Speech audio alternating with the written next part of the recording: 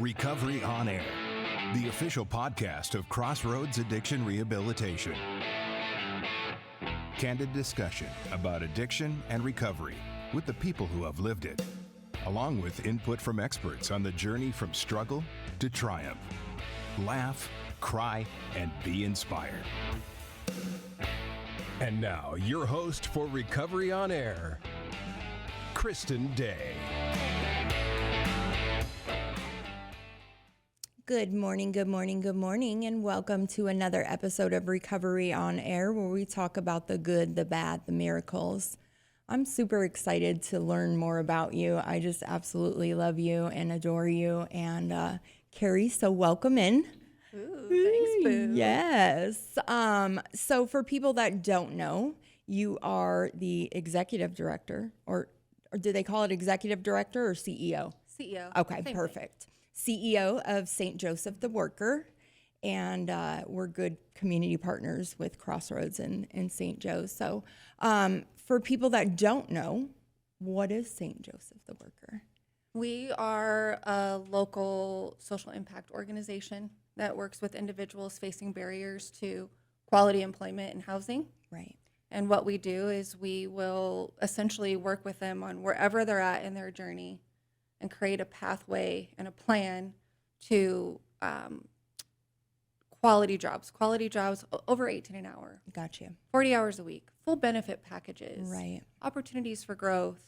And if I'm keeping it a buck, like it also needs to be jobs that doesn't take advantage of individuals that have been struggling. And Absolutely. I've seen that a lot. Yeah. They get like the grunt work. Yeah. You know what I mean? And Absolutely. So it's important to us that we connect them to opportunities that regardless of the barrier, that, you would get an opportunity Absolutely. to work at. So, yeah, that's what we do. I love it. I love it so much. And I've, watched from the sidelines and I come and participate in grand openings, and you guys just opened the mom's house, and now you're opening another one. And Yes. I'm just so excited for you guys. How did you get into St. Joseph the Worker? How did all that happen? Yeah, it's an interesting story. And I don't even know where to start with it, so I'll kind of just jump in. Yeah. But essentially, I worked in commercial real estate. Okay. I started in the sector when I was 22 years old. Okay. I did not go to college. I was a single mom already at that time. Gotcha. And really, girl, Craigslist was where it was at. You know what I mean? I don't even know if that exists anymore. But I started there as a receptionist and stayed there for 20 years. Working my way through pretty much every role, becoming chief operating officer.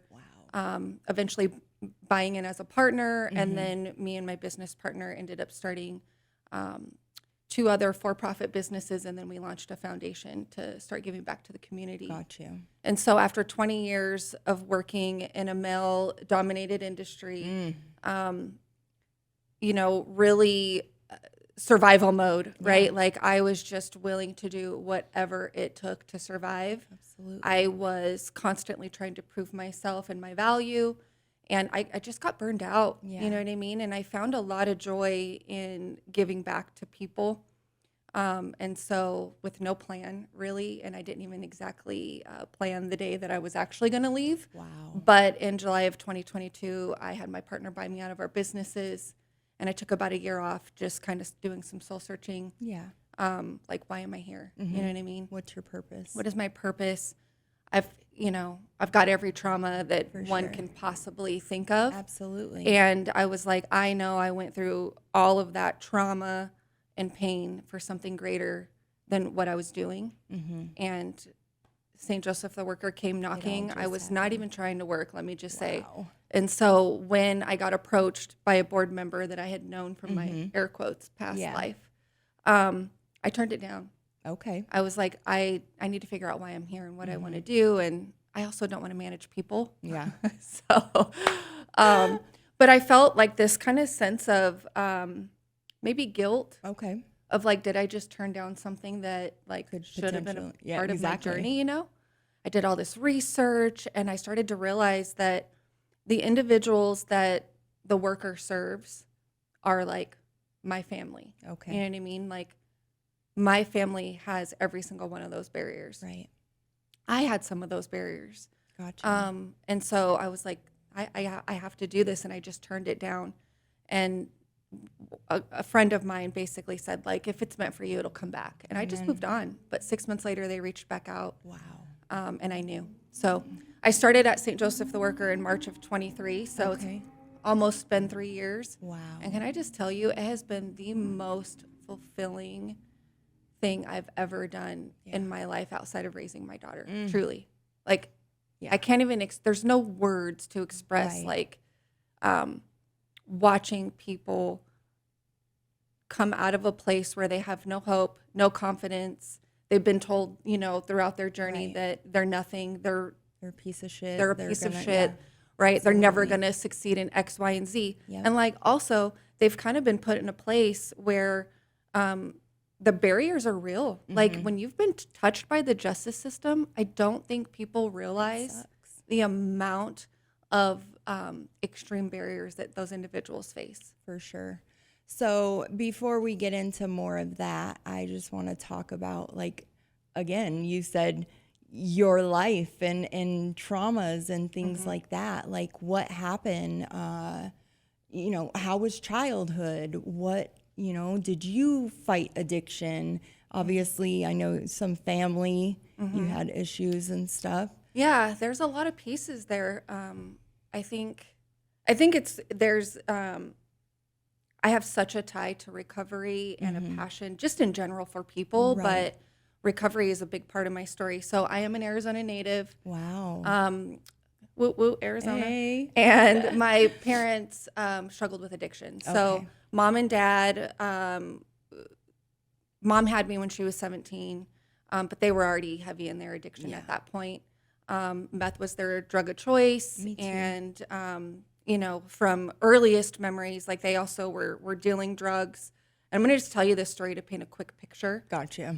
So there were many a times that my dad would be at work, you know, people would break in our house, tie my mom up, and me and my sister were like ushered over and crying and all these things. And so there were a lot of crazy pieces of our childhood that I didn't realize weren't normal, like, that I just assumed everybody was kind of going through. Sure. But when things were cool, like when, you know, before, like, the meth addiction really hit, we had one refrigerator that was like where my dad would, like, I can't even believe I'm saying this shit on here, but he would, like, have the scales out, weighing all his bags of weed, squirting some shit on it, having it all prepackaged, and it lived in the fridge, and then the cash that, you know, they would buy it with would rolled up in a rubber band and it'd be in the freezer. Oh my gosh. And so me and my sister, who's 2 years younger, I'm the oldest of four, we would play house. Okay. And back in the 80s, there was, like, this in the fake plants, that green styrofoam. Yes. Girl, we was breaking up the styrofoam as if it was weed, and we were packaging our little weed and selling it back and forth while we were playing house. And so we legit thought that was, like, normal life. Yeah. For sure.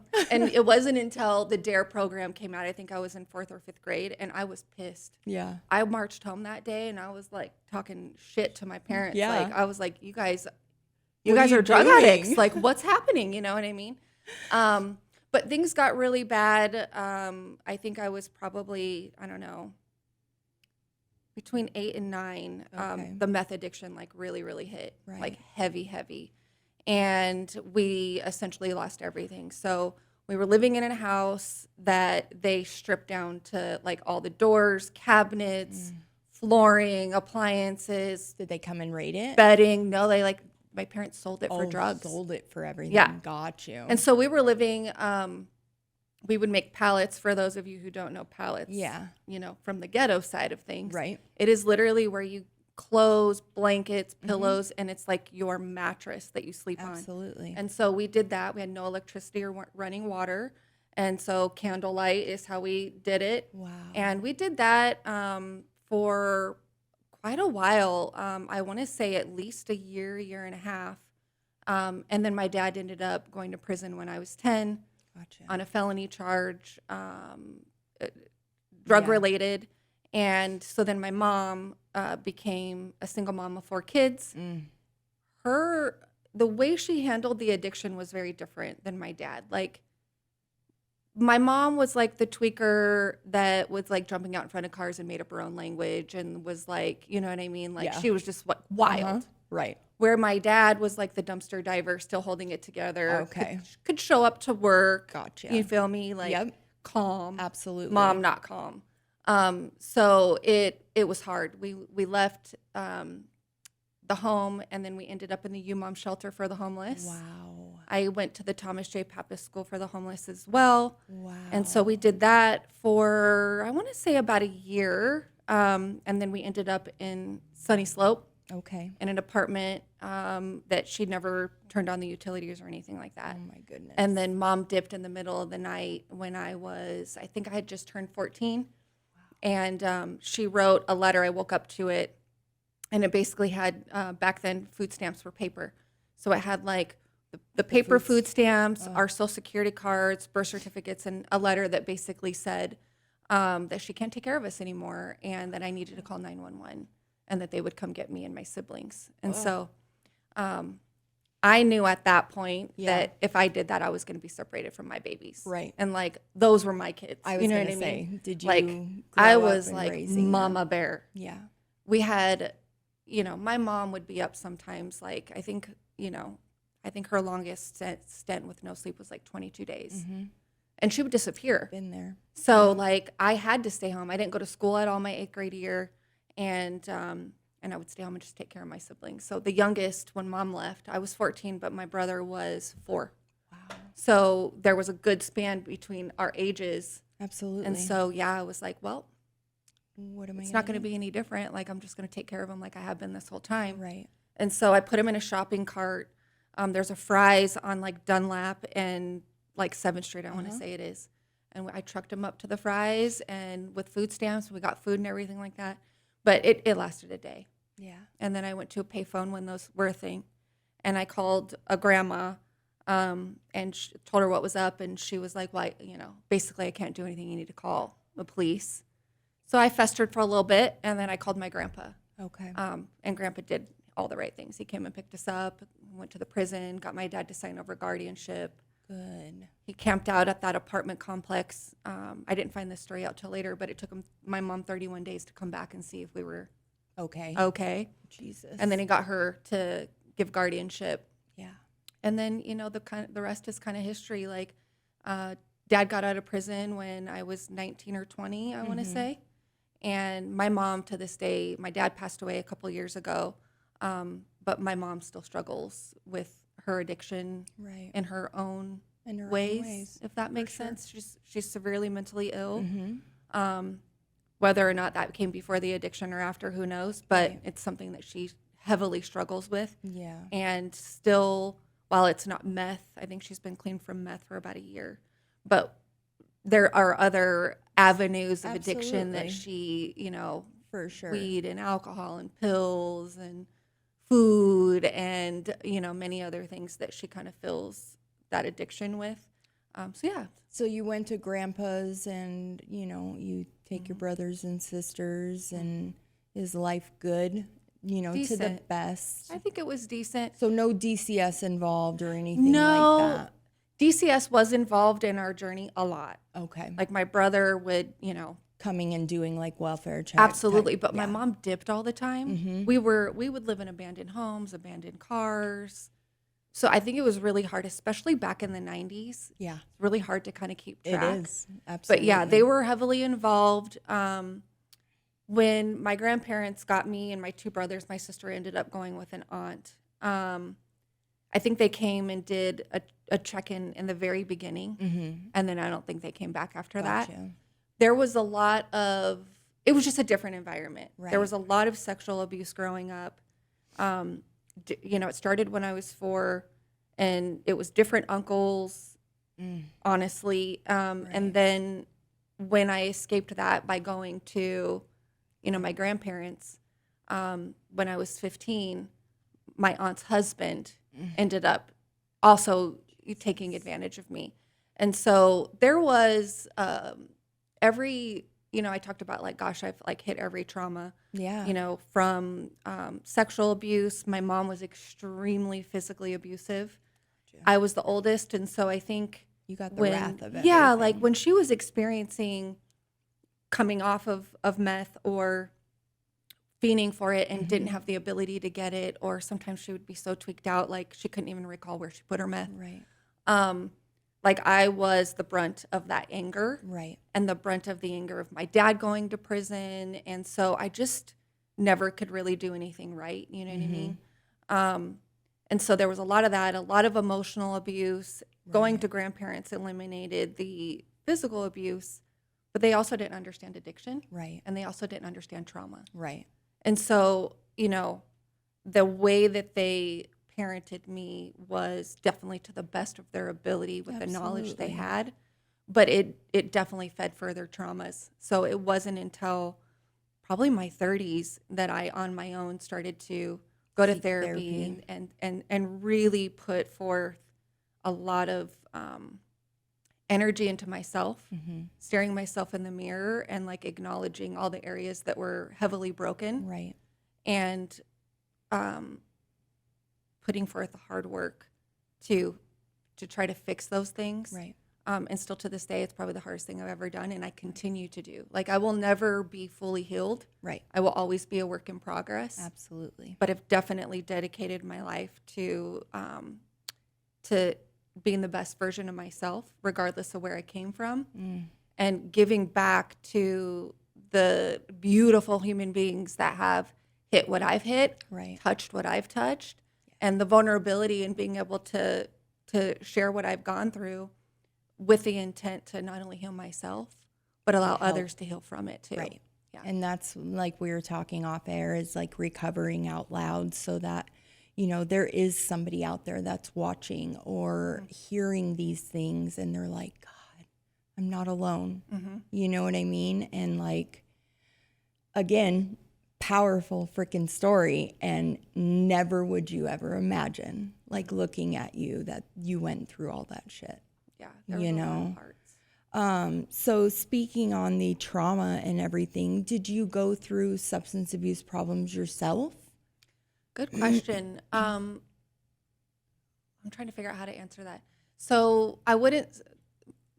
I'll give you like a long answer, a long-ish answer. So my mom got me high for the first time when I was like 12. Gotcha. She wanted me to watch the kids, and she was like, "I'm gonna roll you this joint." And at first, I was like, "Hell no." But then you share with kids at school, and they're For like, sure. "Let's They try like it." you. And then all of a sudden, here I am smoking weed, right? And then my mom's friend, I want to say I was 13, trailer park in Sunny Slope, setting the tone. Yes. And me and like 4 of my friends. So mind you, I'm 13. My sister was 11. She was with us. So we were like 11, 12, 13. I smoked meth. Like, I didn't know what I was doing. And, you know, I just remember her like had the tinfoil and the empty pin, and all I had to do was inhale. Like, that was what she told me, right? Gratefully, I hated it. It made me have a deeper hate for my mom, because at that time you don't understand addiction. Right. You're a kid. But then I really felt like, so she's picking this over us. Like, it really put me in a weird space with it. For sure. But thankfully, I did not like it. So weed off and on my whole life. And what I'll say, and I like it too much, so I cannot do it. Gotcha. Alcohol, I've not really struggled with. However, I don't drink. Yeah. It's probably been 4 or 5 years or something like that. Gotcha. Because I don't have a stopping point. If I drink, I'm drinking and I'm going balls to the wall. Right. And so while it may have only been 4 or 5 times a year, those 4 or 5 times a year, like, Are the worst. it was wild. So For sure. I've identified that I definitely have addict tendencies. Yes. Heavy. That's what I was going And to so say. I've avoided, as to the best I can, right? Putting myself in situations where I could potentially turn out like that, For sure.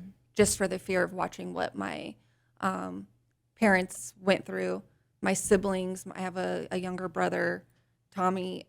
He's addicted to fentanyl and meth and has been homeless for many years. And then I have another brother that has also struggled with addiction to many different things, not just substances, Absolutely. that have put him in heavy risk. And he also is homeless. And then I have a sister.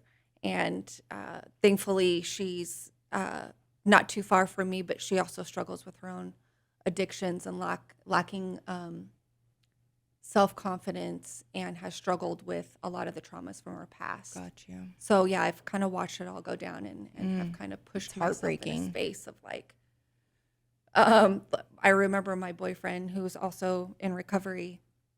He was like, I never thought I would end up with a square. And I love him for that, because well, I wouldn't say I'm a total square. It might be a rectangle or something like that, a triangle. I have intentionally put myself in and tried really hard to be a square. Right.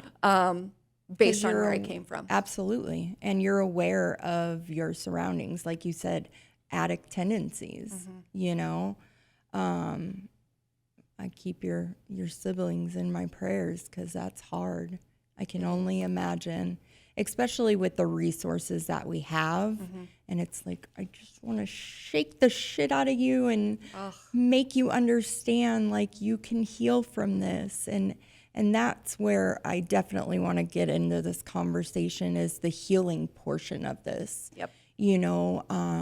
Not carrying that guilt and that shame, or not carrying that burden of the anger towards your mother and your father for what they did to you guys. Right.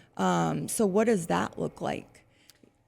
I was like, I think for whatever reason, I think I was always more angry at my mom. Okay. You know what I mean? Like I always You felt think like it's because your dad wasn't there as much? Yeah. And I think in the way he handled his addiction, he was still like my mom, she lost her brain. Right. You know what I mean? Like my dad, he went to work every day. He cooked, he cleaned, he did laundry. got you. Where my mom was like, air quotes, Yes. stay-at-home mom, but she just didn't know how to mother. So I think I just held a different type of resentment towards my got mom. you. And it was probably in my 20s. Like I definitely carried the why me mentality. You know what I mean? For sure. Like I couldn't accomplish what other people did because of what my upbringing was, and then I would blame my parents for that. And the glass was always half empty kind of thing. Gotcha. And I remember, I can't even remember who told me, but I kind of got called out. It was at work. You always look at everything like really negative. Yeah. And that slapped me across the face. And so it was really that pivotal moment where I was like, I have control over how I feel. Right. I want to be a better mom for my daughter. I want to be a better friend, a better sister, a better everything. And really just started like faking the funk. Yeah. Maybe I didn't feel the positive energy I was throwing out there. Right. But I forced it, and then eventually I started to believe it. I would write little notes on the mirror to myself, which I can tell you was extremely hard. Like I was always the ugly duckling. I was just always like, I was never seen, right? Which is very common in households that have addiction. Absolutely. And so I had no confidence. I didn't believe I was smart enough. I didn't believe I was pretty enough. I didn't believe I deserved good things. And so I started writing on my mirror with a dry erase marker, "You are beautiful," and staring myself in the mirror and trying to say it out loud. And I can honestly tell you, it took about 30 days for me to actually say it. The hardest. I couldn't even say it with nobody in the room. Me either. Oh, it was so difficult. Yeah. And then when I started doing it, then I would just write other notes to myself. Right. And, but anyway, kind of going back, I forgave my mom because I realized that she experienced some extreme trauma in her childhood. And drugs were her escape. She wasn't given, maybe mental illness was there, and maybe she needed to have that evaluation. But she didn't have the resources. Right.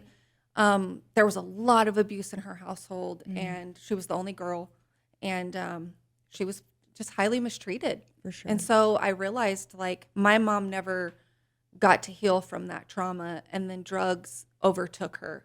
And here we are, almost 50 years later, and she's still battling with those same childhood traumas and her hasn't addictions. been able to address them. She just has been unable to get there. And, I just put myself in her shoes. Yeah. And thought about what she probably carries knowing that she walked out on her kids. Because when I think about if I were to do that to mine, It's a lot. I can't even swallow that pain. Right. And so I reached out to her and I just told her, you know what I mean? Like, I forgive you. Yeah. Like there are no ill feelings there. Like Right. all I want is like the best that life has to offer to you. For the rest of the life that you have left. Yes. Like, And I'm here to talk through, like, if you want to have conversations about things that you've endured in your life, like, I'm here to listen and be no judgment. You know what I mean? And so that was kind of helpful. She struggles to, I think, hear the apology. You know what I mean? Like, I think she has to learn and get to a place where she forgives herself. Right. But for me, it's like I needed her to know that it was a weight that was lifted off of my chest. Yes. You know, or I was able to be free from the shackles of the past. And then my dad, same thing. And then he died a few years ago.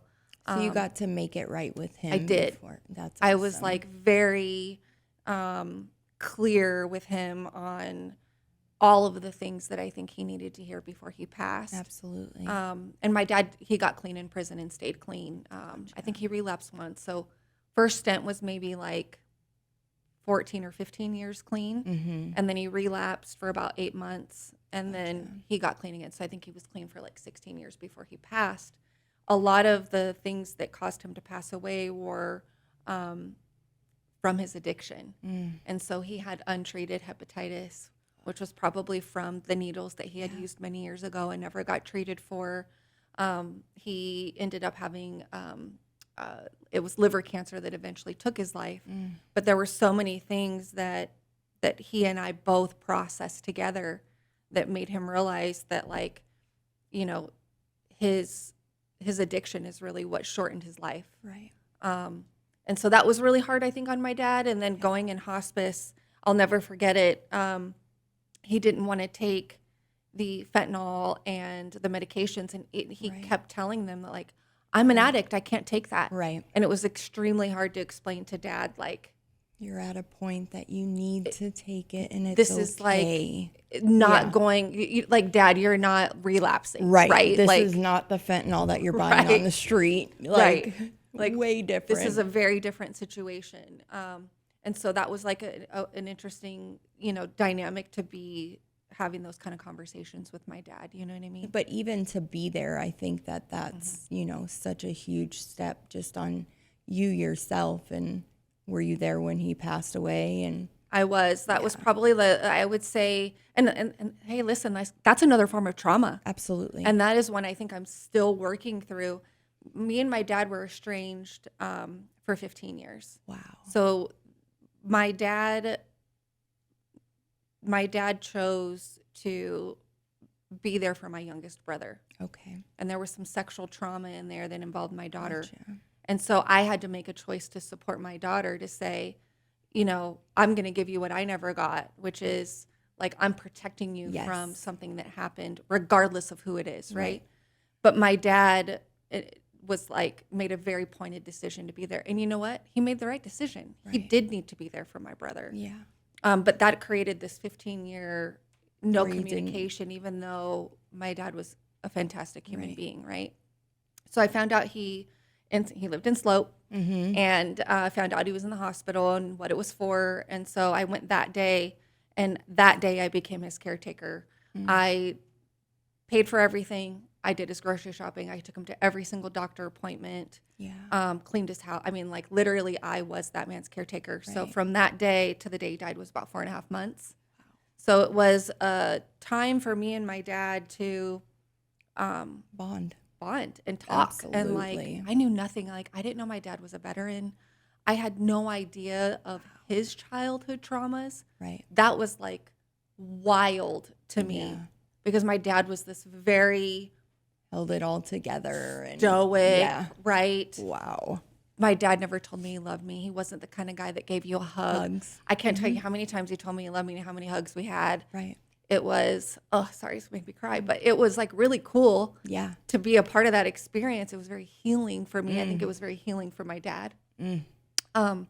But watching somebody take their last breath is is lot. a crazy thing to witness. Like wild. So yes, I was there for it. I'm glad I was there for it. And I Right. got to be somebody that, you know, he was like, his biggest fear was dying alone. And so he and my mom stayed married, even though they hadn't been together for probably 30 years. Gotcha. But he was very dedicated to her. And so he would still, up until he died, he would give her money. He would always go check on her. You know, he was like there for her. Right.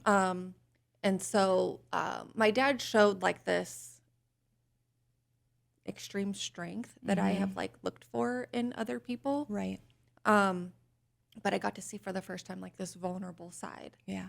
and this real side. Right. And so, yeah, it was a very beautiful thing, but it was very hard to go through. For sure. And like I said, I think I went right into therapy, like Gotcha. following week. I was like, I need 2 sessions a week. Girl. Oh, it was wild to Girl, go through do it. I know that. So 2025 was a really rough year with deaths for me too. And you saying that watching somebody take their last breath is like, I can't even put into words, you know. We're coming up on a year now, and my son's girlfriend ended up passing away in February. 26, never did drugs, beautiful human, like barely Virgin Mary type stuff, like barely lost her virginity 3 months before she died. Never did drugs, got strep throat, the flu, and went septic. And yeah, and I'm just like, but I was by her bedside, and I'm telling you, being there with my son and being able to hold my son and help him through that time built a bond with him and I because I didn't raise him. My parents raised him. So being there and holding him up and loving him through that, you know, it is very healing, like you said, going through all that. So therapy, do you still do therapy? Oh, yeah. I love therapy. Oh, I am all for therapy. You know, I always tell the girls, because I go into the jails, into the prisons, and I tell the girls, like, sponsorship, step work, going to treatment, all those things are a sliver of this pie. If you don't heal from your past trauma, you're going to bleed onto others that have never hurt you before. Yep. My husband is one of the most amazing men in my life, and that man has never done me wrong, you know, and I don't want to bleed onto him because of my past trauma. And so what does therapy look like for you? I get it in all forms. Gotcha. So true therapy, I've recently started going to a trauma-informed therapist where before it was just, I don't want to say Talk just therapy. a therapist, but Yeah. I have a life coach I've been going to since 2012. It started off more as like leadership coaching in Okay. business. And then, you know, as much as people want to keep it separate, like your personal life and your work life are meshed together. And so that helped me tremendously, not only in my Right. career, but just as a woman and confidence Absolutely. and all the things. I sit in a couple roundtable forums that are a mixture of business and personal with a lot of open, vulnerable conversations. I love that. And so the work I do, sharing my story, you know, doing this with you. My boyfriend is in recovery Right. and works in the industry. And And you get to support him. it's wild to think about, you know, his story. I've never met anybody like him. I would have never in my life said, I'm going to end up dating somebody who is a recovering Right. meth addict. And you get what I'm saying? Yep. Like, Absolutely. but here we are. It was supposed to be that way.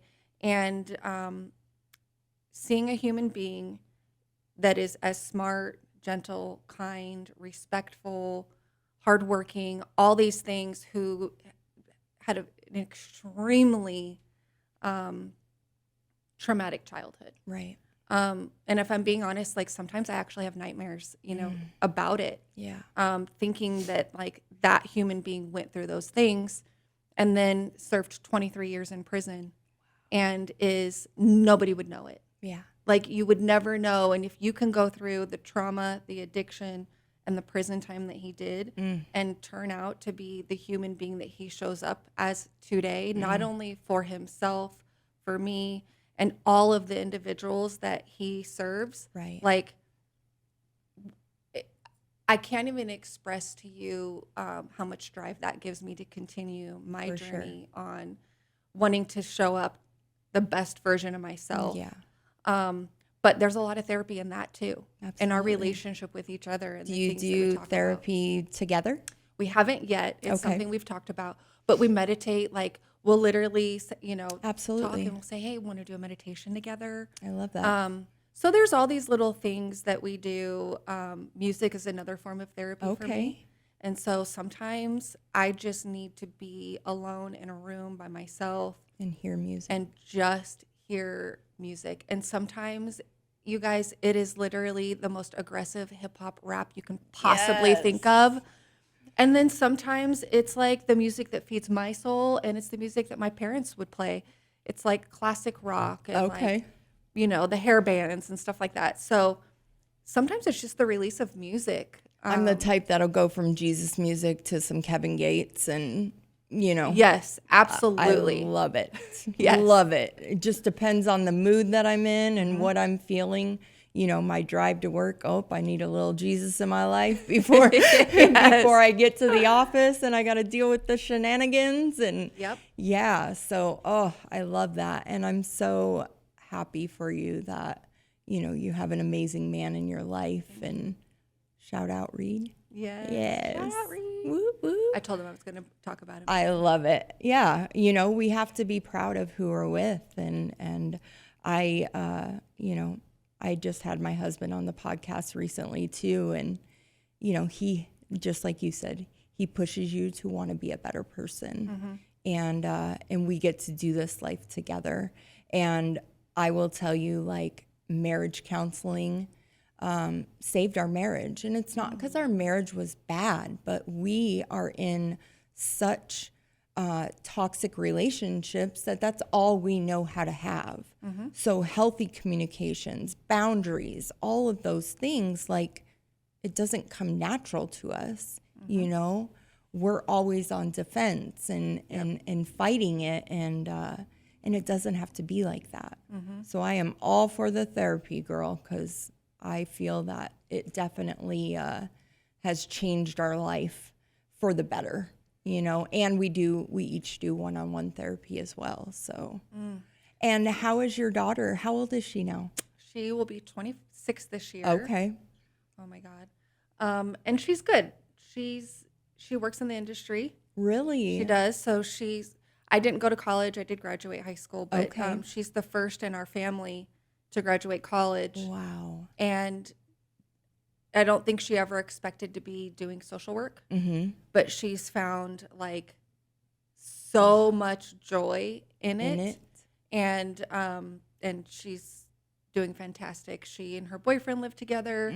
She's very mature for her age. Right. And as hard as I worked to be the best mom, Yeah. guess what? I'm very imperfect. And We there's no all such are. thing as a perfect mom. Right. And so she has trauma. Yeah. You know what I mean? Like her dad and I only knew what I knew based on the environment. You only know what you know. Absolutely. And there was a lot of abuse and a lot of physical abuse within my home. And so I kind of was seeking out the really rough, gruff, manly men and that were broken. And her dad also struggled with addiction and prison, and he was extremely physically abusive to me. Me too. And so I ended up leaving him.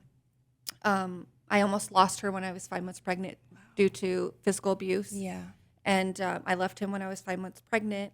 He ended up going to prison, but as a lot of stories say, I went back to him when I think she was 6 or 7 months old. Yeah. And there was a lot of abuse in that, a lot. And he ended up going back to prison. And then that was it for me. And so I Gotcha. moved on and have been a single mom her whole life. Mm-hmm. And so she carries a lot of trauma with like With that. having an absent dad. And then while I hid all that from her until she was an adult, learning some of that I think was hard for her. For sure. And then no family, right? Right. Like she has no grandparents and no aunts and uncles or anything. So it's literally been her and I her whole life. And I think also being the only child and things like that has created some trauma there. And so Gotcha. she does therapy. Okay. I've started her in therapy when she was a teenager. Good. I've always led with vulnerability and openness with her. So I never hid anything behind the curtain. I always was very open with my like what I was going through and then how I would manage it so I could show her and emulate right the way to behaviors do to it. go through it. For sure. So I did a bunch of that, and I think that helped her a lot. But yeah, she's great. She loves Reed. This is probably the only guy I've ever dated in her entire that she life approves of. that she actually approves, loves. Loves. They communicate Yeah. without me in the middle of it and stuff like that. So that's really neat for me to Yeah. have that. That is amazing. And yeah, she's So she's a social worker?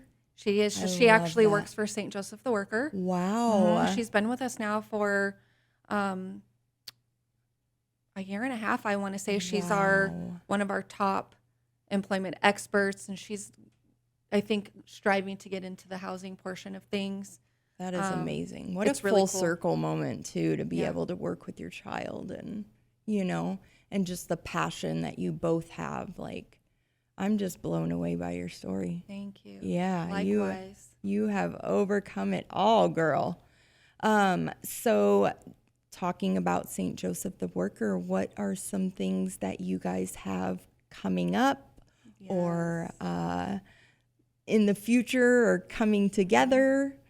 Yeah, I'm excited to kind of share some stuff. So we have two offices, one in Mesa, one in Phoenix. And, the core of what we do is connecting people to the Right. quality jobs. But in 2020, we launched our Housing for the Working, which is opportunities for individuals that are working to stay in our housing for 90 days rent-free. Okay. And really their focus is just working, The working. saving money and working. Absolutely.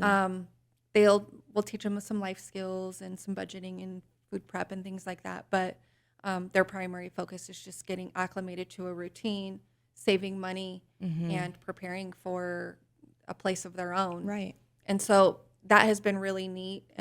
There's not really anybody doing it quite like we're doing it. Okay. And so it's kind of neat to see these individuals first step, right? Like when they get that job, Yeah. they are so freaking amped. Absolutely. But then to be like, now I get to save all my This, money and there's yeah. like no requirement. Like I don't have Yeah. to like drug test and I don't have to be in by 8:00 at night and Right. like all these things.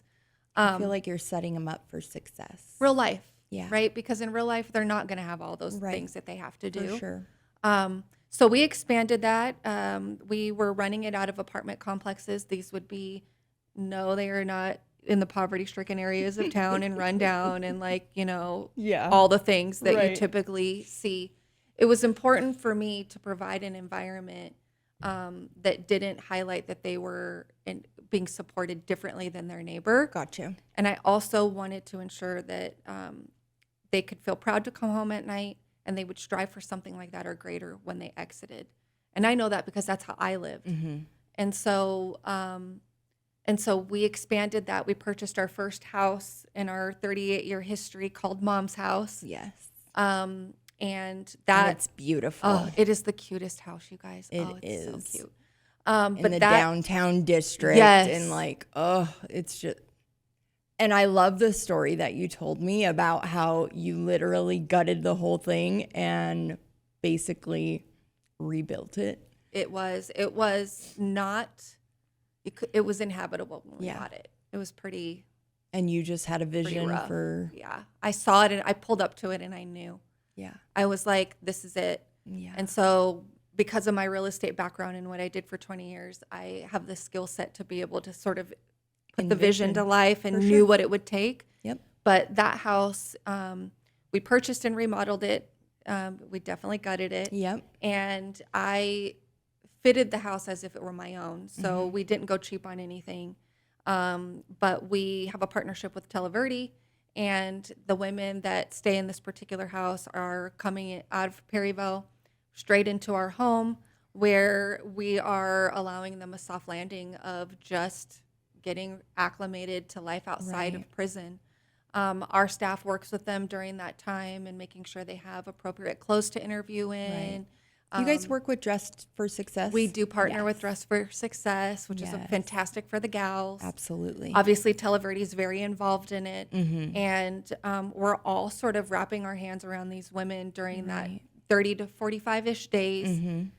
helping them get employed. And then once they get employed, they graduate out of that house into one of our apartments, Okay. where then they stay for 90 days rent-free.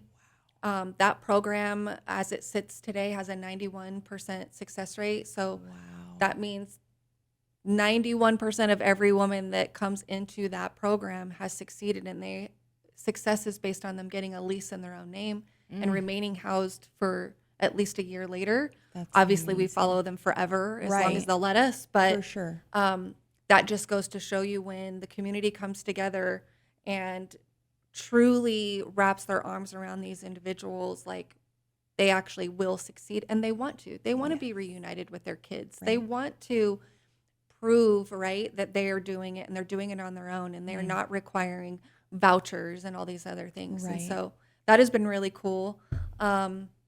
But then I purchased another house in Mesa, and basically did the exact same thing. It Okay. was not habitable, and we gutted it and completely remodeled it. And this home will be for men. We're going to call this one, I think we're going to go ahead and roll with Joe's house. I love that. Internally, we were calling it Dad's house, and I was like, I'm not sure like men are going to feel that great about staying at No, Dad's I think house. Joe's I house think we got to do looks- something a little different. Yeah.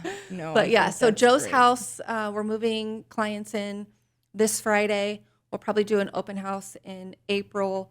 And essentially, this one has no partnership. Mm-hmm. I've been kind of open and looking. We were kind of dabbling in partnering with some sort of like recovery or sober living, to Absolutely. where individuals that have been in recovery for 6 months or longer, they've Gotcha. done the sober living, and now they need that 90-day Mhm. pause of like, Transition, yeah. can we please save money so we can get a place? For sure. So we've dabbled with a couple, while a lot of the individuals we serve are in recovery, have been touched by the justice system. Right. We were like kind of looking at that. But looking into the future, we serve about 11,000 people a year. Wow. And so that is 500 people a month per office are coming in to utilize our services. Yeah. There is a dire need for our services in the Maryville area. Absolutely. And that is my stomping ground as a kid. That and Sunny Slope were my two spots. Do you think that you'll eventually buy a house over there and do it too? 100%. Yeah.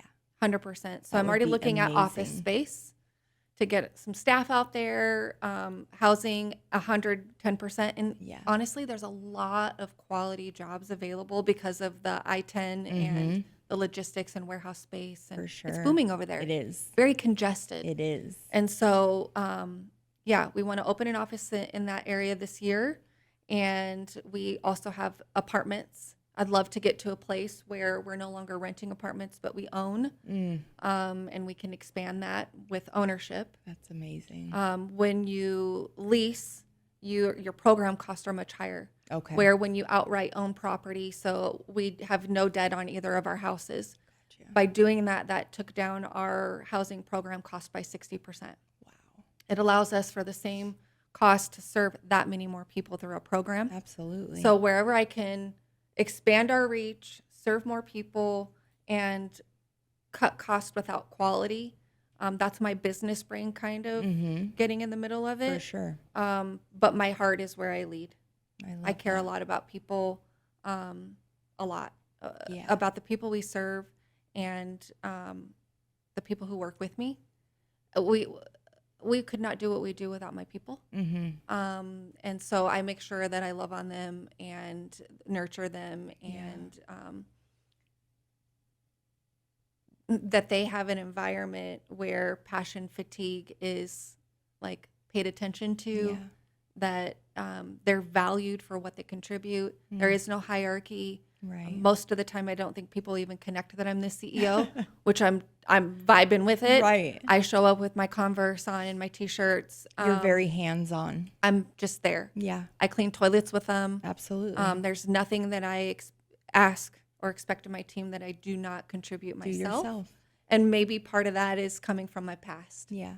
Because I walked in those same shoes. For sure. And like a title is a title. We're all human beings. Yeah. We all feel the same. We all need the same basic things to thrive. Absolutely. And like I just want to make sure that like through my life that I treat people the same as human beings, where I was once overlooked, where I was once mistreated For sure. or judged, or told I didn't deserve something because of where I came from. Right. I just refuse to do that to anybody else ever. I love that so much. Like that is literally the best part of you, for real, because people they matter. And I think showing them compassion and empathy, and just lending a hand and saying like, I'm here. I've been through this. Let me help you. Sometimes I want to shake the shit out of them because I'm like, listen to me. Don't be hard-headed like I was, and I got to go touch the burner, and it burnt me. I'm going to go touch it again and a couple more times. And so, yeah, I'm just, wow. I love you. You are absolutely amazing. And I really appreciate you taking time and coming out here and sharing your truth, because I think that it's going to touch a lot of people, especially in the job that you're in, and not knowing like, wow, she went through some shit to get where she is, but well deserved to where you are right now, and it takes work. You got to put in that work. Constant. Absolutely. Can't stop the work part. Right. I want to say this to you before we end it. I think, you have showed up at every event. I don't even know that you've ever been asked to. Certainly you have not been asked to by me. And your presence there and the consistency that you show for, the underdogs, right? The people who need that attention and that positive energy and like that bright light. Yeah. It doesn't go unnoticed. And I'm glad that I finally went up to you and I'm like, girl, I follow you on your social media. And I'm like screaming to people, follow her on social media. You will not regret it. Thank you. Your energy and your bright light shines much greater than anything from your past. As a matter of fact, I think your light's brighter because of it. So yeah, thanks for what you do. Seriously. Thank you so much. That means a lot, because it gets hard out here. I chose men and drugs over my kids. I lost my children due to my addiction. But I will tell you that I have turned all that pain into a purpose. And just like you're living your life's purpose right now, and that's helping others. So again, thank you so much for coming on. I absolutely love you, and I just love you even more knowing your whole story and just what you've been through. So if you are struggling and you need help, you can always reach out at thecrossroadsinc.org. Also, you can come to our corporate office. We are at 2002 East Osborne Road. We take no insurance, all access plans, and all commercial insurance. And once again, Carrie, thank you so much for coming on. And with that, I pass. Bye.